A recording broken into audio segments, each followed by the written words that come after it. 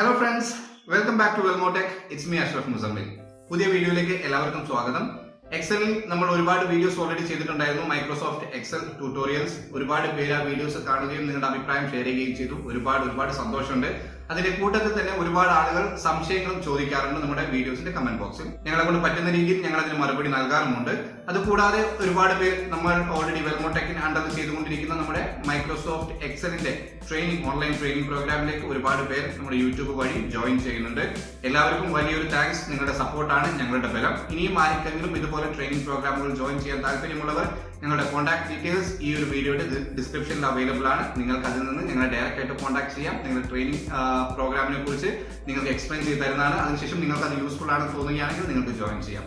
Completely എന്താ പറയുക, ഒരു സർവീസ് എന്നുള്ള രീതിയിൽ കൂടിയാണ് ഞങ്ങൾ ചെയ്യുന്നത്. അതുകൊണ്ട് വലിയ രീതിയിലുള്ള ഫീസ് ഒന്നും വെൽമോടെക്കിന്റെ ഭാഗത്ത് നിന്ന് ഈടാക്കുന്നതല്ല. സോ 100% നിങ്ങൾക്ക് അതിന്റെ റിസൾട്ട് ലഭിക്കുന്നതാണ്.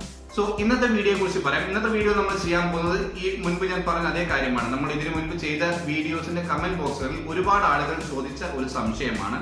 അതായത് നമ്മൾ ഒരു ടേബിൾ ഡേറ്റ പ്രിപ്പയർ ചെയ്യുകയാണ് എങ്കിൽ അതിന്റെ ഹെഡിങ് നമ്മൾ കൊടുക്കുന്ന സമയത്ത് സെല്ലുകൾ തമ്മിൽ കൂട്ടി യോജിപ്പിക്കുന്ന രീതിയിൽ പല ആളുകൾക്കും തോന്നിയിട്ടുണ്ട്.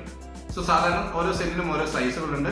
അതിന് മുകളിൽ 2, 3, 4 സെല്ലിന് ഒരുമിച്ച് ഒരു ഹെഡിങ് കൊടുക്കുന്ന സമയത്ത് എങ്ങനെയാണ് ആ ഒരു സെൽ അത്രയും വലുപ്പത്തിലേക്ക് മാറ്റുന്നത്, അല്ലെങ്കിൽ മറ്റ് 4, 5 സെല്ല് ഒരുമിച്ച് ഒരു സെല്ലാക്കി മാറ്റുന്നത് എങ്ങനെയാണ്?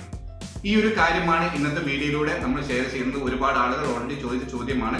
അപ്പോൾ അവർക്കും കൂടെ യൂസ്ഫുൾ ആവാൻ വേണ്ടിയിട്ടാണ് ഈ ഒരു വീഡിയോ ചെയ്യുന്നത്. ഓക്കെ, അപ്പൊ നമുക്ക് സമയം കളയേണ്ട, വീഡിയോയിലേക്ക് പോകാം. അതിന് മുൻപായിട്ട് ജസ്റ്റ് ഒരു കാര്യം ഇൻഫോം ചെയ്യാണ്. നിങ്ങൾ അഥവാ നിങ്ങളുടെ ചാനൽ ഇതുവരെ സബ്സ്ക്രൈബ് ചെയ്തിട്ടില്ലെങ്കിൽ ഇപ്പൊ തന്നെ പോയി സബ്സ്ക്രൈബ് ചെയ്യുക. അതുപോലെ തന്നെ ആ ബെല്ലൈക്കൺ കൂടെ എനേബിൾ ചെയ്ത് ഓൾ എന്ന് പ്രസ് ചെയ്ത് കഴിഞ്ഞാൽ പിന്നെ നിങ്ങൾക്ക് ഞങ്ങൾ അപ്ലോഡ് ചെയ്യുന്ന വീഡിയോസിന്റെ എല്ലാ നോട്ടിഫിക്കേഷനും കറക്റ്റ് സമയത്തിന് ലഭിക്കുന്നതാണ്. നിങ്ങൾക്ക് വീഡിയോ കാണാൻ സാധിക്കുകയും ചെയ്യുന്നതാണ്. ഓക്കെ, അതുപോലെ തന്നെ ഈ വീഡിയോ തീർച്ചയായും നിങ്ങൾക്ക് ഇഷ്ടപ്പെടും എന്ന് തന്നെയാണ് എന്റെ വിശ്വാസം. അതുകൊണ്ട് ഇഷ്ടപ്പെട്ടാൽ ലൈക്ക് ചെയ്യാതെ പോകരുത് പ്ലീസ്. ഓക്കെ, നിങ്ങളുടെ ലൈക്ക് ചെയ്യുമ്പോഴാണ് നമുക്ക് മനസ്സിലാകുക നിങ്ങളുടെ വീഡിയോ നിങ്ങൾക്ക് ഇഷ്ടപ്പെടുന്നുണ്ടോ ഇല്ലയോ എന്നുള്ള കാര്യം. ലൈക്ക് ചെയ്യുക, നിങ്ങളുടെ ഫീഡ്ബാക്ക് കമന്റ് ബോക്സിൽ അറിയിക്കുക. ടൈം കളയണ്ട, നമുക്ക് വീഡിയോയിലേക്ക് പോവാം. ഓക്കെ, അപ്പൊ നിങ്ങൾക്ക് ഇവിടെ കാണാൻ സാധിക്കും, നമുക്ക് നിലവിൽ ഒരു ടേബിൾ അവൈലബിൾ ആണ്. ആ ഒരു ടേബിളിന് നിങ്ങൾക്ക് ഒരു ഹെഡിങ് കാണാൻ സാധിക്കും. നമ്മൾ എടുത്തിരിക്കുന്ന ഡേറ്റ എന്താണെന്ന് വെച്ച് കഴിഞ്ഞാൽ കുറച്ച് സ്റ്റുഡൻസ് നമ്മൾ ഇതിന് മുൻപ് പല വീഡിയോസിലും ഉപയോഗിച്ചിട്ടുള്ള അതേ ഡീറ്റെയിൽസ് തന്നെയാണ്. കുറച്ച് സ്റ്റുഡൻസിന്റെ പേര്, 15 സ്റ്റുഡൻസിന്റെ നെയിം നിങ്ങൾക്ക് കാണാൻ സാധിക്കും. അവരുടെ സ്റ്റാറ്റസ് എന്താണെന്ന് കാണാൻ സാധിക്കും. ആക്റ്റീവ് ആണോ ഇനാക്റ്റീവ് ആണെന്ന് കാണാൻ സാധിക്കും. അതിനുശേഷം സ്കോർ, റിസൾട്ട്. സോ ഇത് ഒരു ആനുവൽ അസസ്മെന്റ് റിസൾട്ട് ടേബിൾ ആണ് നിങ്ങൾ കാണുന്നത്. ഓരോ സ്റ്റുഡന്റിന്റെയും അവരുടെ കറന്റ് സ്റ്റാറ്റസും അതിനുശേഷം അവർ ഈ ഒരു ആനുവൽ അസസ്മെന്റിൽ സ്കോർ ചെയ്തിട്ടുള്ള അവരുടെ മാർക്ക് എത്രയാണെന്നും അത് ആ ഒരു മാർക്ക് അടിസ്ഥാനത്തിൽ അവർ പാസ് ആണോ ഫെയിൽ ആണോ എന്ന കാര്യമാണ് കൊടുത്തിട്ടുള്ളത്.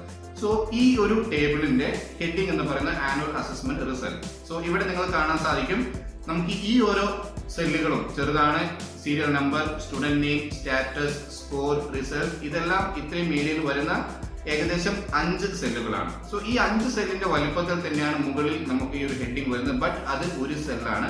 ആ ഒരു സെല്ലിനകത്താണ് നമുക്ക് ആനുവൽ അസസ്മെന്റ് റിസൾട്ട് എന്ന ഹെഡിങ് നമ്മൾ കൊടുത്തിട്ടുള്ളത്. സോ എങ്ങനെയാണ് ഏകദേശം ഈ ഒരു 5 സെല്ലുകൾ വരുന്ന സ്ഥലത്ത് എല്ലാം ചേർത്ത് നമുക്ക് ഒരു സെല്ലാക്കി മാറ്റി നമ്മൾ ഹെഡിങ് കൊടുക്കുന്നത് എന്നാണ് നമ്മൾ ചെക്ക് ചെയ്യാൻ പോകുന്നത്. ഓക്കെ, അപ്പോൾ അത് ഞാൻ കാണിച്ചു തരാം. അത് കാണിക്കാനായിട്ട് നമുക്ക് അതിന്റെ ഡേറ്റ എടുക്കാം. അടുത്ത ഷീറ്റിലേക്ക് ഒന്ന് പോവാം. ഇവിടെ നമുക്ക് ഹെഡിങ് ഇല്ലാതെ ഞാൻ ആ ഡേറ്റ സെറ്റ് ചെയ്ത് വെച്ചിട്ടുണ്ട്. എങ്ങനെയാണ് കൊടുക്കാൻ നോക്കാം. ഈ ഒരു ഫംഗ്ഷൻ അല്ലെങ്കിൽ ഈ ഒരു കാര്യം നമുക്ക് ലഭിക്കാൻ വേണ്ടിയിട്ട് പല സെല്ലുകൾ മേർജ് ചെയ്ത് ഒരു സെല്ലാക്കി മാറ്റുന്ന ആ ഒരു ഫംഗ്ഷൻ എന്ന് പറയുന്നത് നമ്മുടെ ഹോം ടാബിന്റെ അണ്ടറിൽ തന്നെയാണ്. ഹോം ടാബിന്റെ അണ്ടറിൽ നിങ്ങൾക്ക് കാണാൻ സാധിക്കും മൂന്നാമത്തെ ഗ്രൂപ്പ്. അതായത് ഫസ്റ്റ് ഗ്രൂപ്പ് ക്ലിപ്പ് ബോർഡ് ആണ്, സെക്കൻഡ് ഫോണ്ട്, തേർഡ് ഗ്രൂപ്പ് വരുന്നത് അലൈൻമെന്റ്. ആ അലൈൻമെന്റിൽ നിങ്ങൾക്ക് മേർജ് ആൻഡ് സെന്റർ എന്ന് പറയുന്ന ഒരു ഫംഗ്ഷൻ കാണാൻ സാധിക്കും. അതിൽ നിങ്ങൾ ഒരു ഡ്രോപ്പ് ഡൗൺ കാണാം. അത് ക്ലിക്ക് ചെയ്ത് കഴിഞ്ഞാൽ മേർജ് ആൻഡ് സെന്റർ ഉണ്ട്, മേർജ് അക്രോസ് ഉണ്ട്, മേർജ് സെൽസ് ഉണ്ട്, അൺമേർജ് സെൽസ് ഉണ്ട്. സോ ഇതിൽ നമുക്ക് മേർജ് ആൻഡ് സെന്റർ കൊടുക്കുകയാണെങ്കിൽ നമ്മുടെ ആ എൻറ്റയർ ഈ ഒരു ഏരിയയിലുള്ള സെല്ലുകളാണ്. ഇപ്പൊ എല്ലാം നമുക്ക് ഓരോ സെല്ലുകളായിട്ടാണ് ഉള്ളത്. സോ ഈ ഏരിയയിലുള്ള ഈ എല്ലാ സെല്ലുകളും ഞാൻ സെലക്ട് ചെയ്ത് ഞാൻ മേർജ് ചെയ്ത് കഴിഞ്ഞ് മേർജ് ആൻഡ് സെന്റർ കൊടുക്കുമ്പോൾ എന്ത് സംഭവിക്കും, ഇതെല്ലാം ഒരു സെല്ലായി ചേഞ്ച് ആവുകയും അതിനുശേഷം നമ്മൾ ആ ഒരു സെല്ലിനകത്ത് ആഡ് ചെയ്യുന്ന ഡീറ്റെയിൽസ് കറക്റ്റ് സെന്ററിൽ മിഡിലിൽ തന്നെ വരികയും ചെയ്യും. അതിനാണ് നമ്മൾ മേർജ് ആൻഡ് സെന്റർ കൊടുക്കുന്നത്. ഓക്കെ, അതെങ്ങനെയാണെന്ന് ചെയ്ത് നോക്കാം. സോ ഞാൻ ഈ ഒരു ഏരിയ മുഴുവനായിട്ട് സെലക്ട് ചെയ്തിട്ടുണ്ട്. അതിനുശേഷം ഹോം ടാബ് അണ്ടറിൽ മേർജ് ആൻഡ് സെന്റർ അത് ക്ലിക്ക് ചെയ്യുകയാണ്. സോ നിങ്ങൾക്ക് ഇപ്പോൾ കാണാൻ സാധിക്കും കംപ്ലീറ്റ്ലി ഈ ഒരു സെല്ല് മുഴുവൻ മേർജായി ഒരു സെല്ലായിട്ട് മാറിയിട്ടുണ്ട്. ഇതിനുശേഷം എനിക്ക് വേണ്ട ഹെഡിങ് ഞാൻ ഇവിടെ ടൈപ്പ് ചെയ്ത് കൊടുക്കാം. സോ ഹെഡിങ് ഞാൻ കൊടുക്കുന്നത് അസസ്മെന്റ് നിങ്ങൾ കാണാൻ സാധിക്കും. ഞാൻ ടൈപ്പ് ചെയ്യുമ്പോൾ ആ ഒരു സെല്ലിന്റെ മിഡിലാണ് ആ ഒരു വേർഡിങ്സ് അല്ലെങ്കിൽ ആ ലെറ്റേഴ്സ് വരുന്നത്. കാരണം ഞാൻ മേർജ് ആൻഡ് സെന്റർ ആണ് കൊടുത്തത്. സോ അസസ്മെന്റ് നമ്മൾ ആനുവൽ അസസ്മെന്റ് കൊടുക്കാം. Annual assessment. Okay, annual assessment result ആണ്. എനിവേ നിങ്ങൾക്ക് മനസ്സിലാവാൻ വേണ്ടി ആനുവൽ അസസ്മെന്റ് എന്ന് മാത്രം ഞാൻ കൊടുത്തിട്ടുണ്ട്. അതിനുശേഷം നമുക്കിത് കുറച്ച് കോസ്മെറ്റിക്സ് വർക്ക് ഒക്കെ ചെയ്ത് കുറച്ചും കൂടെ ഒരു ബ്യൂട്ടിഫുൾ ആക്കി മാറ്റാൻ പറ്റും. അതിനുള്ള ഓപ്ഷൻസ് നമുക്ക് ഓൾറെഡി അവൈലബിൾ ആണ്. നിങ്ങൾക്കും അറിയുന്ന കാര്യങ്ങളായിരിക്കും.